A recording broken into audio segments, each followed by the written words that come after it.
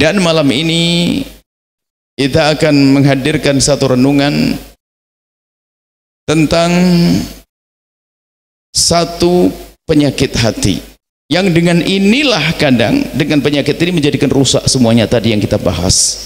Urusan kepada Allah rusak, urusan kepada orang tua rusak, urusan kepada saudara rusak, urusan kepada istri rusak, urusan dengan istri, dengan semuanya rusak. Apa itu? Penyakit yang ada di dalam hati, penyakit sombong.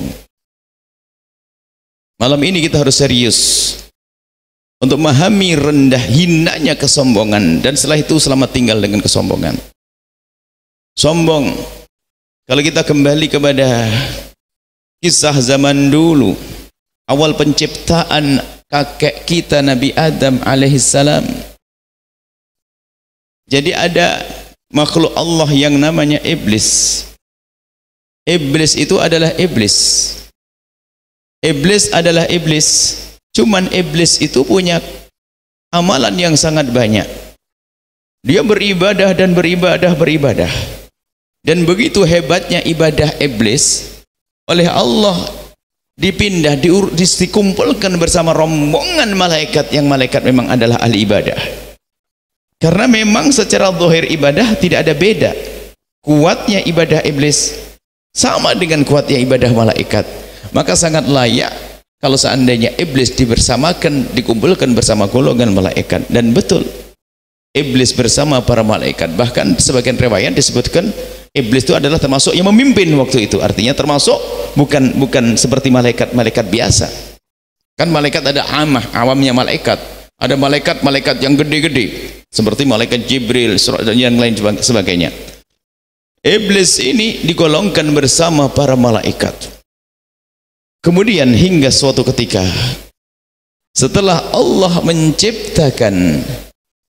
menciptakan kakek kita Nabi Adam alaihissalam, lalu Allah memerintahkan kepada malaikat dan memerintahkan semua yang ada di situ. Wa idz qulna lil malaikati isjudu li Adama, diperintahkan para malaikat itu untuk sujud kepada Adam, yang arti sujudnya adalah sujud penghormatan. Sujud penghormatan, bukan sujud ibadah, sebab ibadah hanya ada untuk Allah Jalla Jalaluh. Sujud penghormatan. Fasajadu, dan semua malaikat melakukan sujud kecuali iblis, illa iblisa aba wastakbara. Kecuali iblis enggak mau dia menolak disuruh sujud kepada Nabi Adam karena ada istakbar, ada kesombongan di dalam hatinya. Iblis itu adalah tertipu. Coba ini, iblis ini kalau merasa dia ini adalah sudah punya banyak amal baik. Iblis punya banyak amal baik. Sudah ribuan tahun dia beribadah. Ribuan tahun beribadah, prestasinya banyak. Disuruh sujud kepada makhluk yang belum terkenal, tidak pernah viral, ibaratnya belum punya prestasi, baru diciptakan ini, sujud pun belum punya, Nabi Adam alaihissalam. Iblis mikir, ini gimana rumusnya? Orang seperti saya kok suruh sujud sama manusia, sama orang ini, apa rumusnya ini? Aba wastakbar, enggak mau sujud, itu iblis. Malaikat enggak usah mikir panjang, diperintahkan oleh Allah langsung fasajadu, pada sujud para malaikat ila iblis. Dan betul di saat ditanya oleh Allah, kenapa kok tidak sujud? Mana apa yang menjadikan kau tidak mau sujud, hai iblis? Rupanya tak betul terbukti sebabnya adalah ada di dalam hatinya. Ia merasa ana khairun minhu, aku lebih bagus dari dia. Gimana rumusnya? Nah, inilah ternyata sebab sesuatu atau makhluk itu menjadi sombong adalah merasa dia lebih bagus, merendahkan orang lain.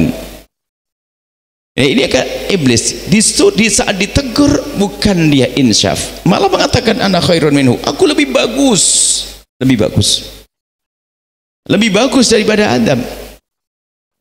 Maka menjadilah iblis yang terkutuk, dikeluarkan dari surga, terhinakan dia karena punya sifat sombong. Padahal semula adalah ahli ibadah.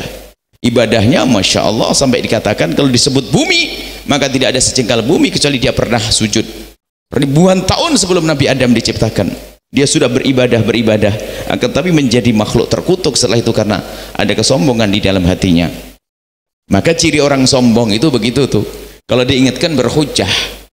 Berbeda dengan mbah kita Nabi Adam alaihissalam. Mbah kita di saat dikatakan wala taqrabu hadhihi syajarata, jangan kau dekati pohon ini, jangan kau dekati pohon ini. Kemudian Nabi Adam alaihissalam mendekati pohon tersebut dan mengambil buahnya. Karena di sorga itu kan sebenarnya bisikan daripada iblis yang hasud, iblis yang dengki. Cuma Nabi Adam kan berhusnudon, di sorga kan tempatnya orang baik semuanya, makhluk yang baik. Jadi omongan yang di sorga adalah juga baik-baik. Nabi Adam akhirnya mengambil itu semuanya.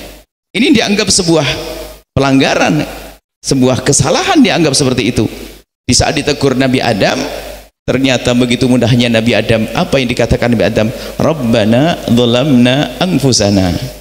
Ya Allah, kami zalim terhadap diri kami sendiri ya Allah. Ilam taghfir lana wa tarhamna, jika engkau tidak mengampuni dan memberi kasih sayang kepada kami, niscaya kami akan menjadi orang-orang yang jauh, yang berbuat zalim dalam ketidakbenaran. Enak mbah kita Nabi Adam kalau diingatkan langsung Rabbana dzalamna. Ini loh seharusnya sanad kita ini. Kita punya manhaj, punya madhab namanya madhab abawi, madhabnya mbah Nabi Adam, bahwa kalau kita salah diingatkan tinggal mengatakan Rabbana dzalamna.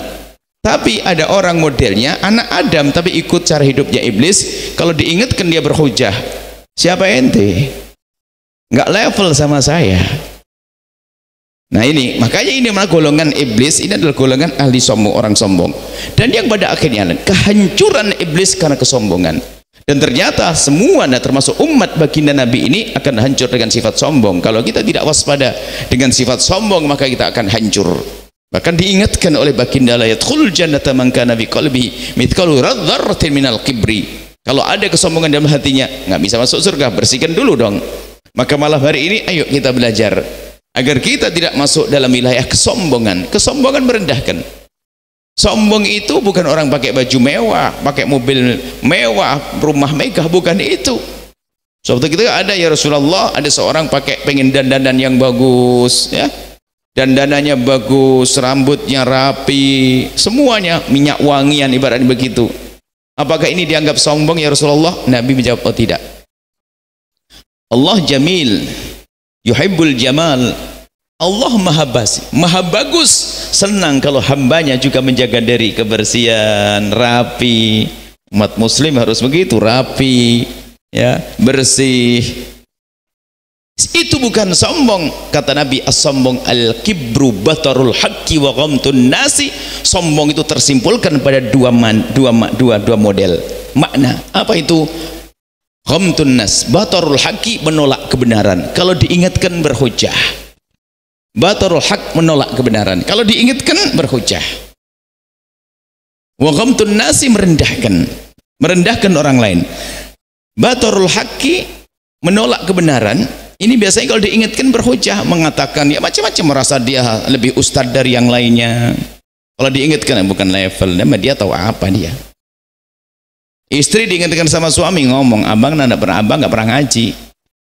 Atau sebaliknya, suami diingatkan oleh istri, imamnya saya. Ini tidak level dengan saya, na'udzubillah, itu orang sombong. Akan kita jelaskan pada malam singkat ini agar kita sadar betul bahasanya. Ternyata kalau disebut orang sombong, ternyata kita itu orangnya. Agar setelah itu sadar, agar lalu kita merubah sifat sombong kita menjadi sifat tawadhu. Kemudian ghamtun nasi, merendahkan. Lah merendahkan ini macam-macam, merendahkan manusia karena merasa dia punya kelebihan, sementara kelebihannya adalah bukan dia sendiri yang buat, akan tapi semua dari Allah, pemberian dari Allah, karunia dari Allah. Kemudian setelah itu digunakan untuk merendahkan hamba Allah. Ghamtun nas, merendahkan manusia. Ayo kita semuanya waspada, jangan sampai ada dalam diri kita kesombongan.